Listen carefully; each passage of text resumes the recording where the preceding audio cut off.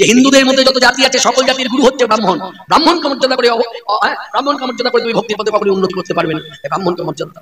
হিন্দু সমাজের মধ্যে থাকা নিচু তলার যারা মানুষ, অর্থাৎ এই দেশের যারা এসসি এসটি ওবিসি, তারা হিন্দু ধর্মের পুজো পাঠ সমস্ত কিছু করে, অথচ কিছু মানুষ ব্রাহ্মণকে বিরোধিতা করে। তো তাদের থেকে মূর্খ দুনিয়াতে একটাও নেই।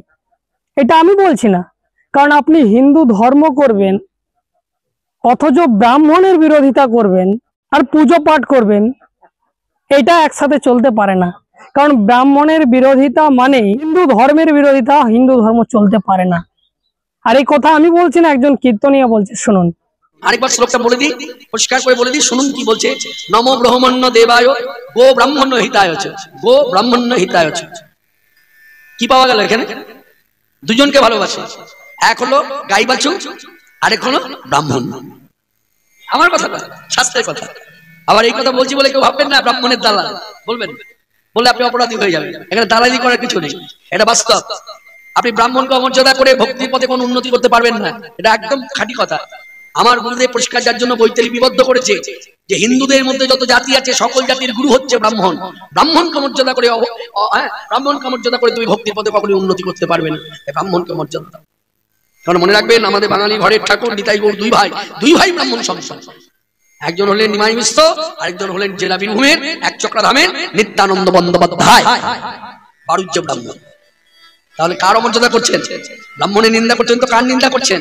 প্রকারম থেকে দাঁড়ালো নিতাই গৌর দুই ভাইয়ের নিন্দা করছেন, দুজনেই যে ব্রাহ্মণ। মনে রাখবেন, এই ব্রাহ্মণই আমাদেরকে শিক্ষা দিয়েছে উদারতা। এই ভারতবর্ষের মানুষ যে উদারতা শিক্ষা পেয়েছে, এটা ব্রাহ্মণদের অবদান। এটা ইতিহাস, ভারতীয় ইতিহাসের মধ্যে আছে। আমি আর শুরুতে বললাম না, ইতিহাসকে আপনি মিথ্যা করতে পারবেন না। তাহলে এই কীর্তনিয়ার প্রত্যেকটা কথা কিন্তু খাঁটি কথা। কিন্তু এই কীর্তনিয়াকে একটা কথা বলতে চাই, ভারতের যে ইতিহাস, ব্রাহ্মণদের যে ইতিহাস, সেই ইতিহাসে যে গর্ব করছেন, কিন্তু সেই সর্বজ্ঞানী ব্রাহ্মণেরা তাদের তন্ত্র মন্ত্র বিদ্যা শক্তি, যারা দেবতাদের সঙ্গে কানেকশন থাকে, যাদের ওঠা বসা থাকে, তারা কখনো কিন্তু এটা প্রয়াস করেনি যে বিদেশিরা এখানে আসছে, তারা আক্রমণ চালাচ্ছে আমাদের এই দেশের নিম্নতলার মানুষের উপর। তারা সেই আক্রমণ রুখতে পারেনি। কেউ 700 বছর 800 বছর রাজত্ব চালিয়ে গেল, কেউ 200-300 বছর রাজত্ব চালিয়ে গেল, আর এরা শুধু তামাশা দেখছিল। অথচ ভারতের যদি ইতিহাসকে একটু ভালো করে খুঁজে দেখা যায়, তাহলে বিশ্বের বহু এমন প্রান্তে রয়েছে যেখানে বুদ্ধকে ছাড়া মানুষ জানে না। অর্থাৎ এই দেশকে জানা যায় বুদ্ধের দেশ, সম্রাট অশোকের দেশ। আর সেই সম্রাট অশোক, সেই গৌতম বুদ্ধ এই দেশের ওবিসি সমাজ থেকে বিলং করতেন। কিছু কিছু ধর্মশাস্ত্রকার তারা বলে যে গৌতম বুদ্ধ নাকি ব্রাহ্মণ ছিলেন। হ্যাঁ, যদিও তারা জ্ঞানের ক্ষেত্রে বলেন, কিন্তু বাস্তবে গরু বাছুর সেবা করো নাকি ব্রাহ্মণ হওয়া যায়, এমনই শাস্ত্রতে বলা হয়েছে। প্রতিনিয়ত প্রতিদিন কিছু না করো, অন্তত গোমাতা গোপিতা সেবা করো। সেবার পূর্ণ ফলতা কি? তুমি যে কুলে এখন জন্মেছো নিচু কুলে, তুমি আগত জন্মে ব্রাহ্মণ কুলে জন্ম নেবে, সেই পূর্ণতা তুমি পাবে গো সেবা করবে। তাই চৈতন্যদেব সে মুখে বলে দিলেন, গো সেবা করিতাম আমি পূর্বে, ছিলাম জাতিতে গোয়াল, সেই পূর্ণ ফলে হলাম এবার ব্রাহ্মণ ও ছাওয়াল। তাহলে গরু বাছুর বাগালি করে যদি ব্রাহ্মণ হওয়া যায়, তাহলে এরা অবভিয়াসলি মহামানব গৌতম বুদ্ধকে ব্রাহ্মণ বানিয়ে দিতে পারে।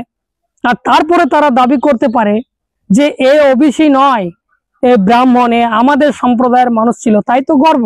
এই ব্রাহ্মণদেরকে নিয়ে যারা গর্ব করছে, তারা কখনোই কোনোদিন এই দেশের উন্নয়নের জন্য এতটুকু চেষ্টা করেনি, গরিব মানুষদের জন্য এতটুকু চেষ্টা করেনি। এটা স্বামী বিবেকানন্দ নিজে বলে গেছেন যে ব্রাহ্মণেরা এই দেশের নিম্ন তলার মানুষদের জন্য উন্নয়নের জন্য এতটুকু চেষ্টা করেনি। এটা আমার কথা নয়। কিন্তু এই কীর্তনিয়ারা সেই ব্রাহ্মণদের শাস্ত্র গ্রন্থ মতে এই ধরনের বড় বড় মঞ্চ আমাদের হিন্দু সমাজের নিচুতলার মানুষেরা আয়োজন করে আর ব্রাহ্মণদের গুণগান শুনে। আবার কিছু মানুষ গুণগান শুনে বিরোধিতাও করে, আবার কিছু মানুষ সমর্থনও করে।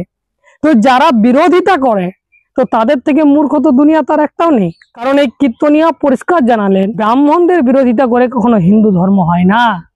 কি বলবেন আপনারা এই সমস্ত বিষয় নিয়ে অবশ্যই কমেন্ট করে জানাবেন। তার আগে বিশেষ একটা অনুরোধ, যদি আপনারা চাইছেন এই সমস্ত শোষিত, বঞ্চিত, নিপীড়িত মানুষদের জন্য আওয়াজ তুলি, তাহলে অবশ্যই আপনারা চ্যানেলের এই কিউআর কোডটি স্ক্যান করে আপনারা আপনাদের আর্থিক সহযোগিতা করতে পারেন।